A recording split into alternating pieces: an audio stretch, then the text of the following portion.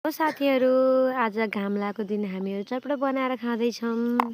यसो मजाले घाम लागेको बेला खाऊँ भनेर सबैभन्दा पहिला चाहिँ हामी सामान लिएर आयौँ। यता घर आउँदा चाहिँ आन्टीहरूले ठुलो मम्मीले मिलेर प्याज काट्दै हुनुहुन्थ्यो। यो हामीले लिएर आएको सामान यति हो। त्यसपछि म धनियाँ टिप्न गएँ। यता आउँदासम्म प्याज रेडी भइसकेको थियो। त्यसपछि हामी सामानतिर लाग्न लायौँ।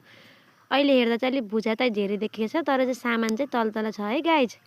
अनि त्यसपछि मैले चाहिँ यहाँ मरमसला मिलाउन थालेँ। पात काटेर ल्याइदिनु भयो सञ्जय दाइले। त्यसपछि अब म चटपट मोल्नमा रेडी गर्दैछु। सब मरमसला हालेर हातले मस्तले मुछेँ, तर यस्तो छिफोरो हात चाहिँ नबन्नु है। खाना चाहिँ हातले मोलेको मिठो हुन्छ, त्यही भएर चाहिँ हातले मोलेको।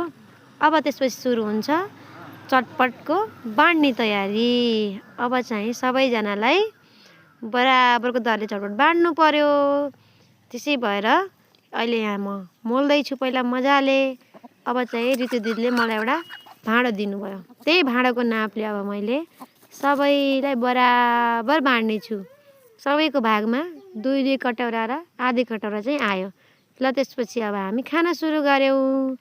ल मैले त परातै लिएर बसेँ। यता चाहिँ दाइले यसो पोज दिनु भइरहेको छ। यता चाहिँ खाना नसकेर आत्तिनु भएको छ।